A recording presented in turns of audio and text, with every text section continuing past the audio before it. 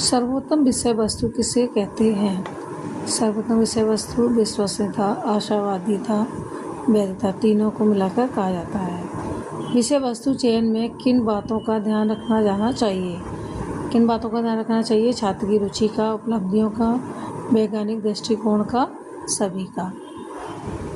पाठ्यक्रम का मुख्य आधार क्या होता है? पाठ्यक्रम का मुख्य आधार होता है शिक्षा किसको मिलनी चाहिए, शिक्षा कब मिलनी चाहिए, शिक्षा कैसी होनी चाहिए।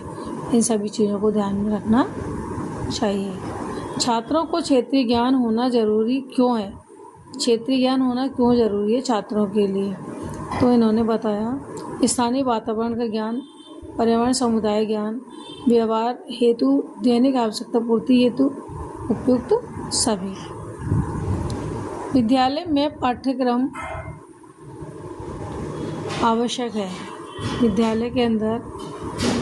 विद्यालय में पाठ्यक्रम आवश्यक है। छात्र हेतु, अधिकारियों हेतु, अध्यापक अभिभावक हेतु या उपयुक्त सभी के लिए। तो पाठ्यक्रम सभी के लिए आवश्यक है। प्रेरणा कितने प्रकार की होती हैं? प्रेरणा 2 प्रकार की होती हैं। अभिप्रेरणा को कितने भागों में विभक्त किया गया है? 2 भागों में विभक्त किया गया है। प्रोत्साहन कितने प्रकार के होते हैं? प्रोत्साहन भी 2 प्रकार के होते हैं, यानी कि पुरस्कार, पॉजिटिव और नेगेटिव। मांग सिद्धांत का प्रतिपादन किसने किया? किसने किया था? मैस्लो ने। अभिप्रेरणा किसे कहते हैं? प्रक्रिया को या परिणाम को? दोनों को कहते हैं।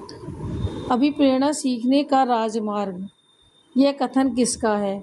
ये मैंने आपको बताया था, राजमार्ग से आपको बताया था स्किनर।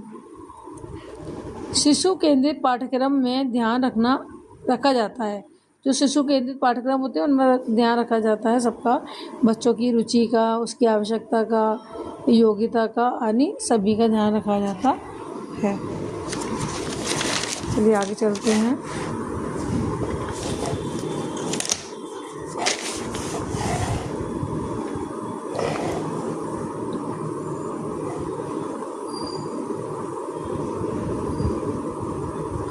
बीज के अंकुरण की अवधारणा को पढ़ाने के लिए सबसे अच्छा तरीका कौन सा है?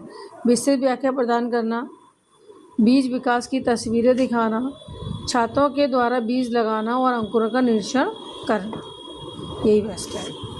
बच्चों में सृजनात्मकता को बढ़ावा देने के लिए निम्नलिखित तरीकों कार्यविधियों में से कौन सी सबसे अधिक महत्वपूर्ण होती है? तो जो